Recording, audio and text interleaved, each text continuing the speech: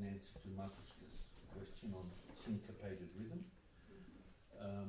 but I would like you to give a 10 to 15-minute talk on your understanding of the history of chant, starting from early civilization, developing, moving around, just even a little bit of a chronology.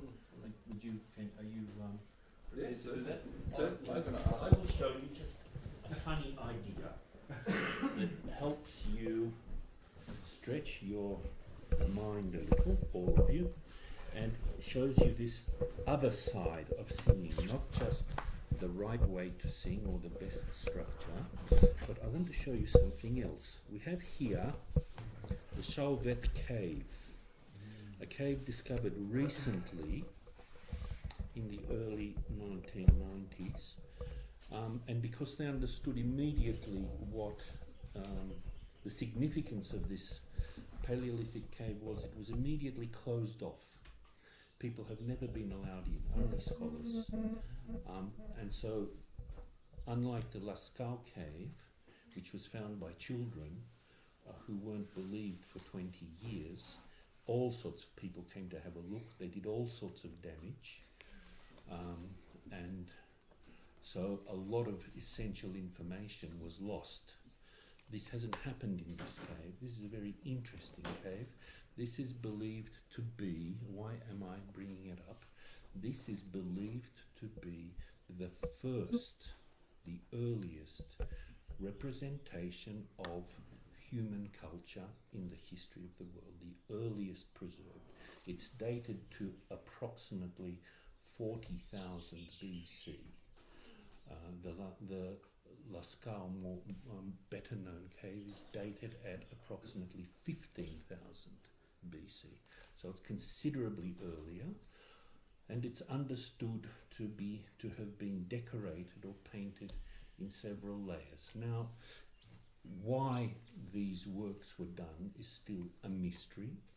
It's a mystery of the ancient human mind. Why do you go underground into a dark space to produce art? And why do you produce representational art of not only an artistically exceptionally high standard, but using sophisticated materials achieved by campfire light or torches, and depicting not only accurately various animals, but depicting also their psychological state. We can see all of these in these representations, but we can see something else.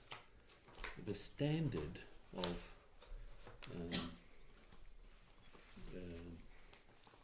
the work, when you first look at it, you might say it's primitive. Can you all see that those reproductions clearly enough? Now, if we compare, let's say, this to, not so right, I'm very good at losing the place. This to this, no? Horses' heads. Now, here we see a really fine depiction, not only of horses, but of their personality, their character, how they're functioning as a herd, right? The artist in this instance isn't interested in the whole animal. He's interested in some sort of group relationship. We can call this perhaps a poorer drawing. Is it really a poorer drawing? Because what these two have in common is rhythm. They're not only representational, they're musical. Here we have a beat. Right? We're not only defining a form, we're singing it. Instruments, a little flute has been found in these caves. So these people had music, they performed music, they sang and they danced. These representations, I suggest, are to some degree a musical notation. When you take a broad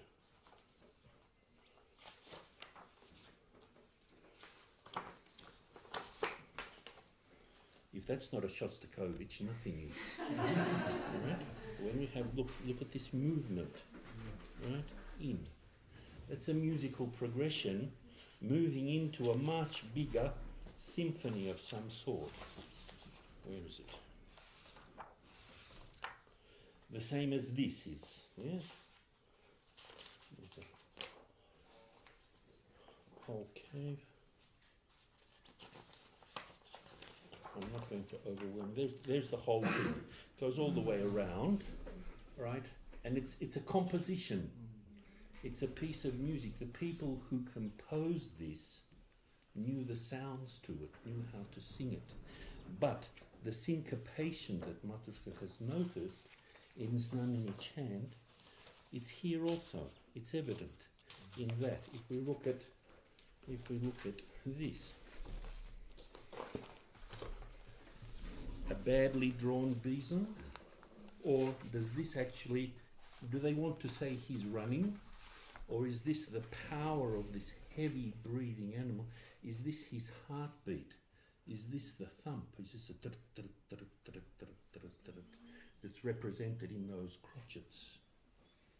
You know, is it a musical notation? This is a purely philosophical approach, right? But here are our lions. Are they moving in to eat the monkeys and the smaller animals? Right? Is it a hunting scene? Is it a dance of nature? Is it all of creation as God had made it in this mystical dark space, this enclosed world that for early man was much safer, was much more peaceful, was calmer than the turbulent, unstable world outside? And in his psychological, in his genealogical memory, perhaps he had this memory of this relationship where everything was harmonious, where everything was a dance, where everything was a music, a glory.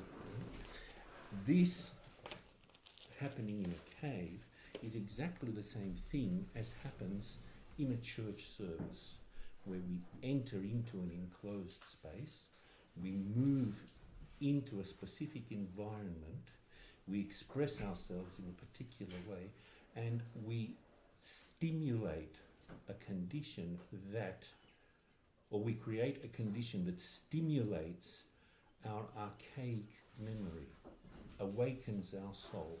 This is what real chant is supposed to do. This is why real chant is at least rhythmic, and often in many traditions transcendental. It moves you into an abstracted or an elevated state, a meditative state, an out of the body, out of the mind state. And this we know in all primitive cultures, like through dance and through rhythm, through melody, through drum beats, they can work themselves up into an ecstasy. Now, what we do, what's Znamenny chant, is a refined process of that same thing.